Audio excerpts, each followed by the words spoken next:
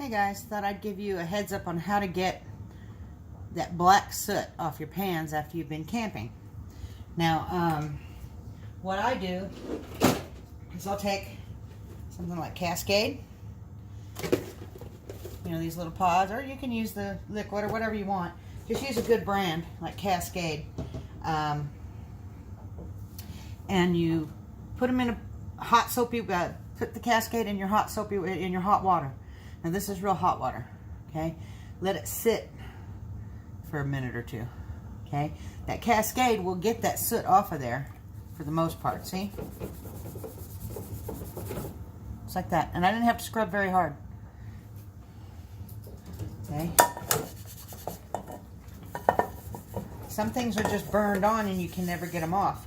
But, like this was real clean before I started, so this is a fresh layer.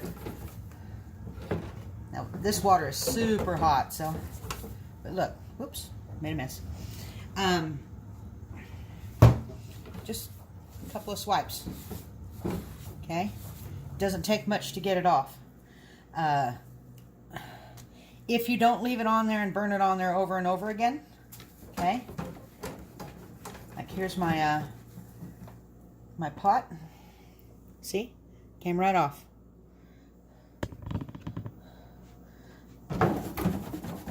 Now my pot's been used so much, there are a few spots that won't come off.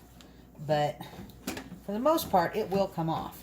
And the longer you let it sit, the more it'll come off. See, this just flaked off. Okay? Just let it sit and soak for a while. Put it in there, and then go have a cup of coffee, which is what I'm going to do. So I wipe up all the stuff that I spilled because I made the sink just a little too full. Oops. But the Cascade will eat it off for the most part. This one wasn't over the fire. This is old. But even then, it's starting to come off pretty decent. And I'm not using steel wool or nothing. I'm not scrubbing real hard. But it's already, the copper bottom starting to show. And it's just been sitting in there for a minute or two. So, because this is the only part that I really needed to do is just the bottom of that pan. But it just comes right off, guys. Your hands are going to get black. Now, my son gave me a tip that I didn't know anything about. Never even thought about it. He said the way to get soot off your hands when you're camping is to scrub your hands with grass. He went down and washed some of this, or rinsed some of this stuff off, so it wouldn't have quite so much soot off of it, on it while we was at the creek, just to rinse off the top layer, you know, the loose stuff. He cleaned his hands on the grass and it came crystal clean.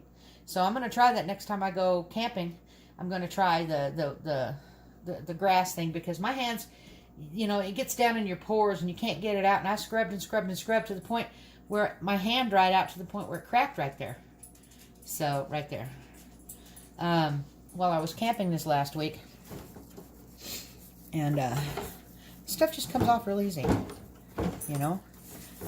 It's the extra heavy duty soap of the Cascade that does it. Now, another thing that was told to me that said if you smear liquid dish soap over your stuff before you cook it, or before you put it on the fire, the soot won't stick. I have not tried that. I probably try it next time. I didn't think about it until it was too late. But next time I'll probably try it to see if it works. And another way to keep soot off your pans is don't put your pans over the fire until after the fire has basically quit smoking. Okay? Wait till it's good and caught. You know how after you've had a fire on for a while, it doesn't smoke as bad. And then hang it above the flames, not in the flames. With my little hobo stove, you know, I didn't have really any control over the height.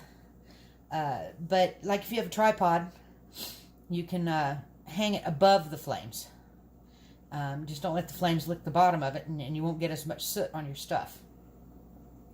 I'm here cleaning this up today since I just got back, and just so that my stuff doesn't get everything in my pack filthy, or my hands for that matter. But I'm going to let this soak for a while, and then I'll probably, well, see, it's already just wiping off now. Look. Look. I'm not scrubbing hard. So, I'm just rubbing it just a little bit. Just with the weight of the sponge, and look, it's coming off.